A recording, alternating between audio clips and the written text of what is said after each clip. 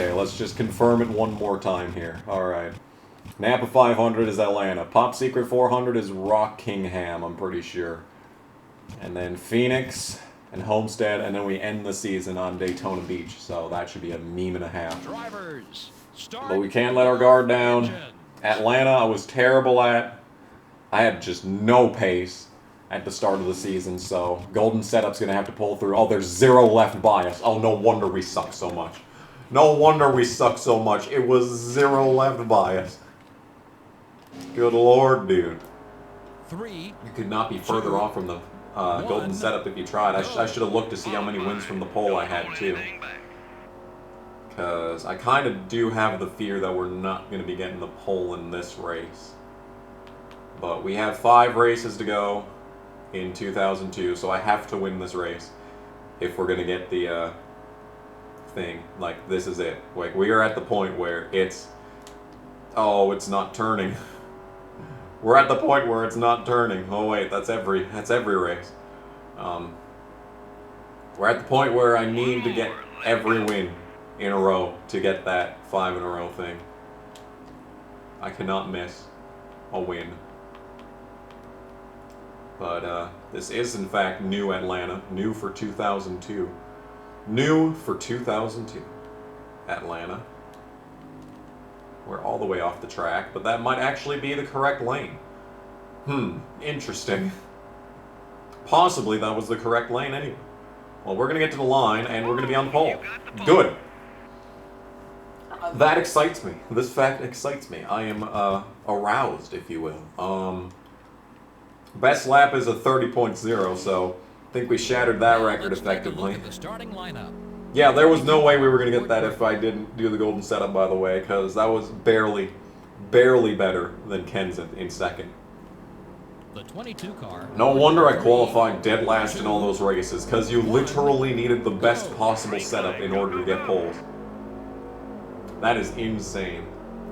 What were the game developers thinking to make it so that you have to learn how to make setups if you're going to do good in this game? Except when you finally do learn how to make setups, it's just the same setup for every track. Hey, at least they, you know what, it's difficult to figure out, but once you do, oh, but once you do, then the world is yours.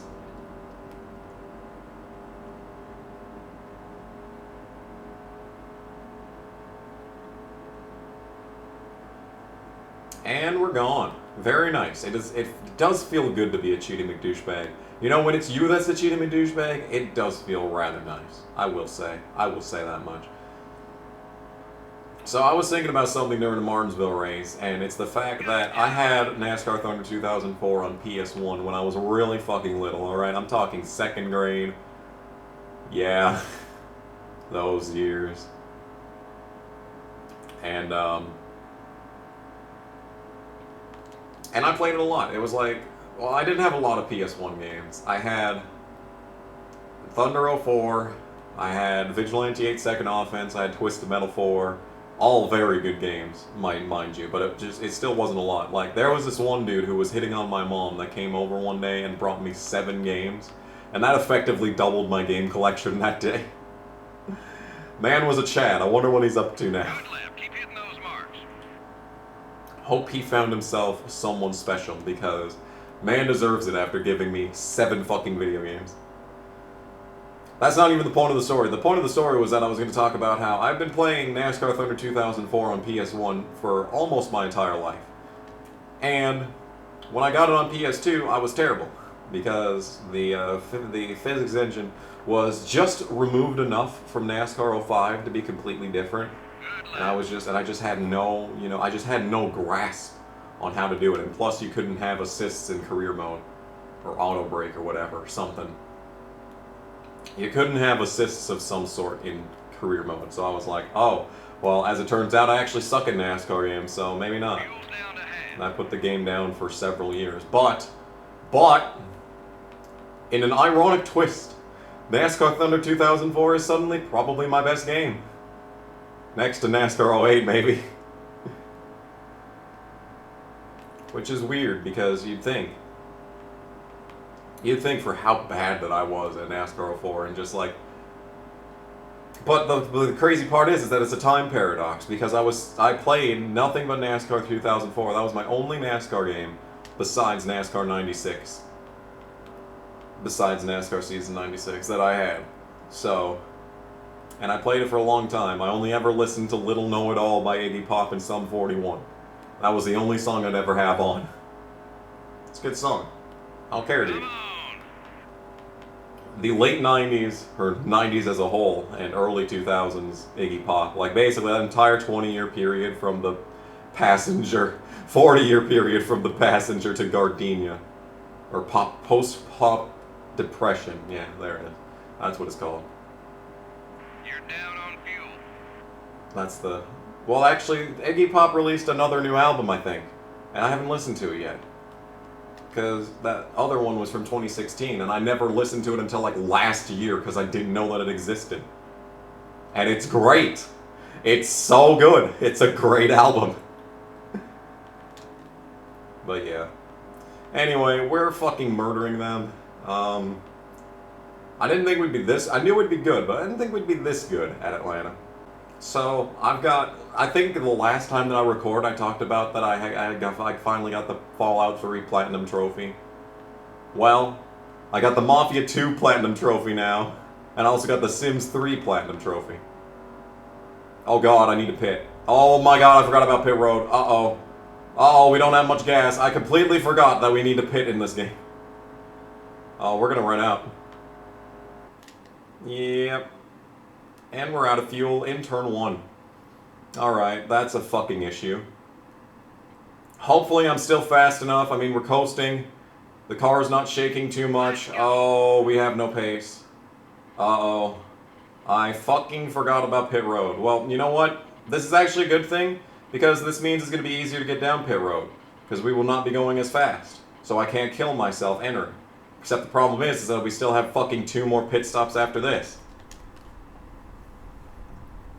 Because I couldn't even make it 10 laps. We needed to pit every 9 laps, so we need to pit 18 and 27. That's when we need to pit. Alright. Got it figured out, man. I got the math. I'm so good at math. I hate math. You know that fucking... Okay, I made that, like, buying 100 random CDs off of eBay video. I finally put I love math in, and I was finally going to do that video, but it said, oh, you need to have 32 pit windows to run this program. It's like, fuck off. I run FL Studio on my Windows 10 computers, both of them, the computer and a laptop, in both 32-bit and 64-bit. So I know you're capable of running this. I know you're only fucking doing it because there's a fucking failsafe in there or something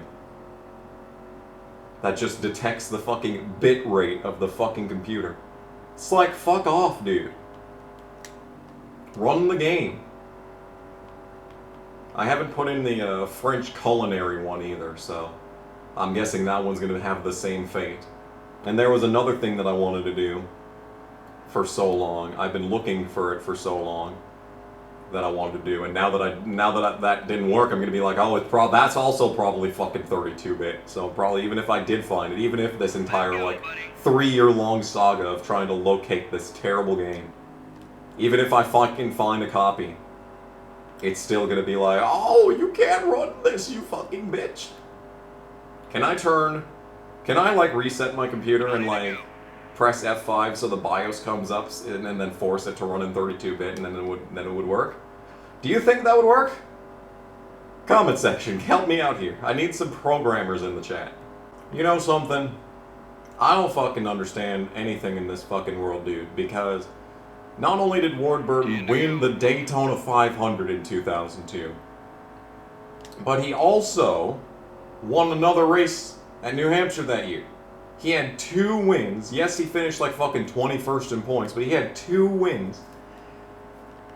And he got shit canned by Bill Davis Racing less than, you know, after the next season in 2003.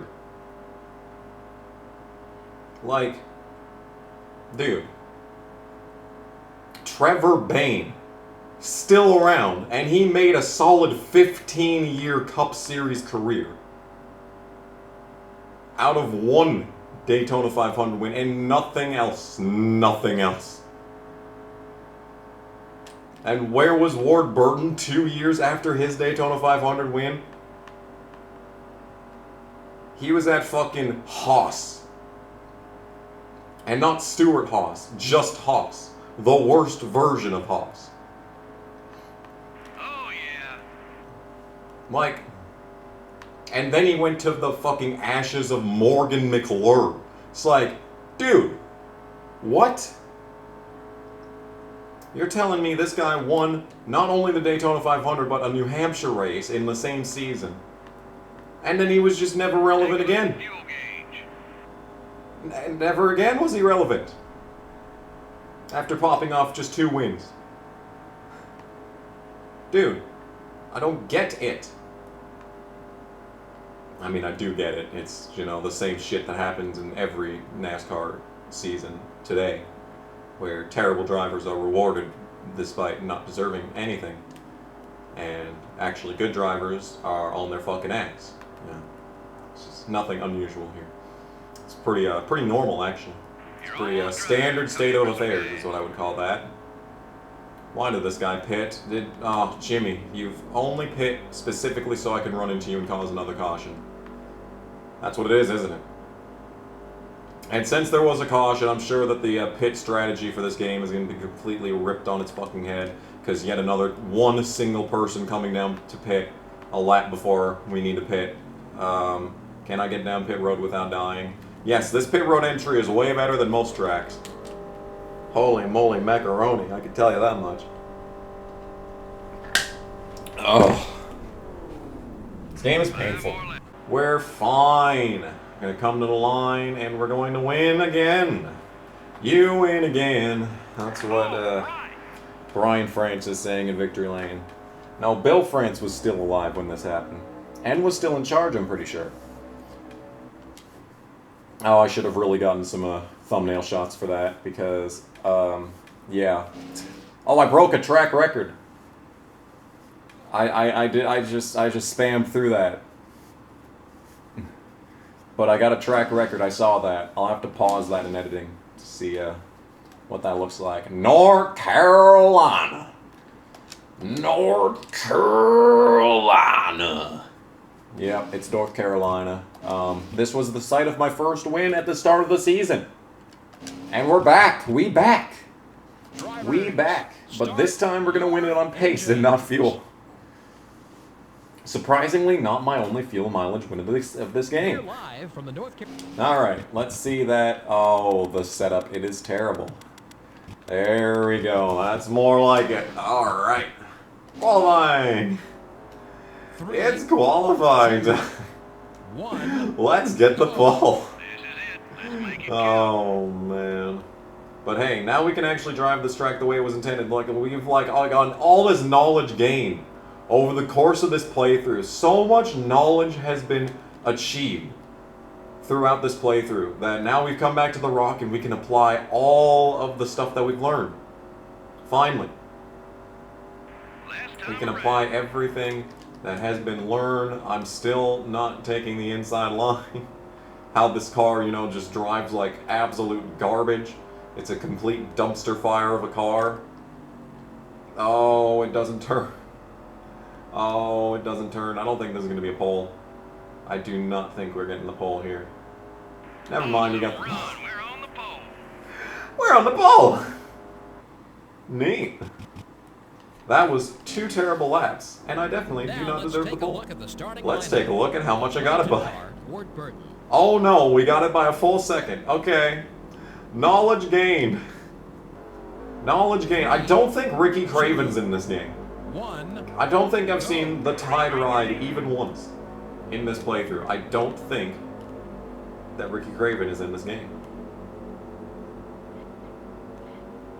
You know, it's a rare sight to see Sadler, Mayfield, you know, Steve Park is usually not in races for some reason, but like Ricky Craven has not been at the track once, I don't think. Anyway, utilizing knowledge gain, we are now leading at the rock by a lot and pulling away. So that leaves the question, was I actually doing better because I was putting in that left bias and taking out wedge? I know I wasn't counteracting the left bias with the rear bias,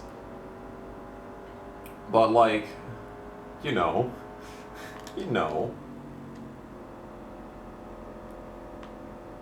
It should have still helped me out. So if I hadn't been putting in that setup, as it turns out, I thought that me trying to put in a custom setup was the reason why I was not doing good, when in fact, it probably was the reason I was doing good. I'm thinking that I was doing way better than I would have been doing if I hadn't put in a custom setup, is what I'm trying to say. Oh, it won't turn. Fuck off. I completely forgot how we won this race on fuel mileage earlier this year, and it's because these tires get absolutely annihilated. But I don't know if it's the golden setup doing it, but like the tires don't really feel that bad. Like we were shaking and we would not have been able to make it another lap, but those tires didn't even seem that bad. I doubt it's the golden setup because tire wear is tied to mostly the PSI.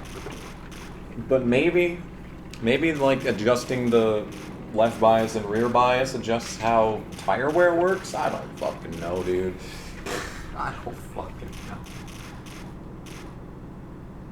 We're winning. That's all that matters.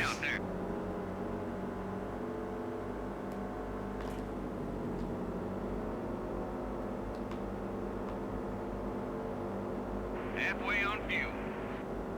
See, now that's how you drive through traffic. See, if we could fucking do that more often than just fucking annihilating them because they decide to drive in the exact fucking lane that I'm gonna use and they just fucking park it, you know, that'd be cool. When you lay your hands upon me and tell me who you are, I thought I was mistaken. I thought... Okay. And that is a caution right at the fucking end! But there's going to be a shit ton of traffic between me and second place, so it really doesn't actually matter. Lol if you think this matters. Oh. Fuck this game and its terrible fucking traffic simulation. And everything else about it too, for that matter. We're going to have what? We're going to pit next time. And then lap 36 will go green, so like fucking 4 to go. I have to pee. Be right back. And the entire field decided to pit. That is necessary. Alright, well we're going green right here. And okay, so the good news... Oh, there's another chance to pit. Alright, so we're not going green this time, bye. Okay. Well, the good news about this is that this doesn't actually matter. Because the car is already vastly overpowered, and cars have barely any fall off. So that's good. So yeah, not a whole lot gonna happen here. Okay, Kenseth didn't pit.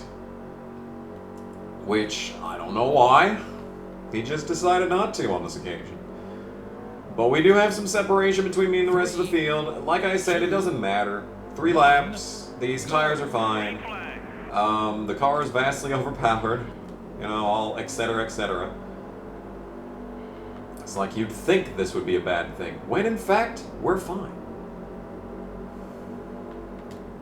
The rest of the field trying everything in their power to dethrone Warburton. And they just can't do it. Opposite the leader, and they're still gonna lose. See, like, there's no fall off at all. Plus, since the caution laps happened, my tires won't be total shit on the final lap. So that might have been their only fucking play right there, is if the tire wear was the same under caution as it is under green.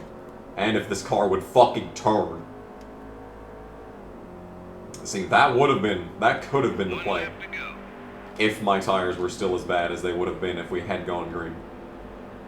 But unfortunately for them, that is not the case. We are going to come out of the second turn, and we're going to go into the third turn, and eventually come out of the final turn to take yet another win.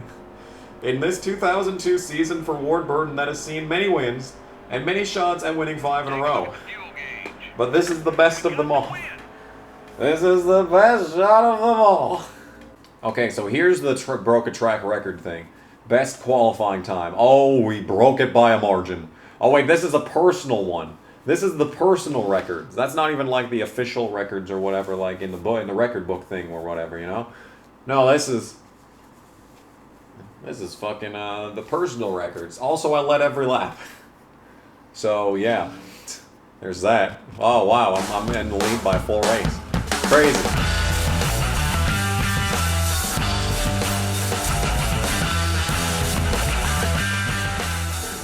Fuck! Fuck! Fuck! Fuck! I just pushed Piglet into a power-up! No! Go away! Go away! This is rape! God damn it, this is rape! Where's my rape whistle?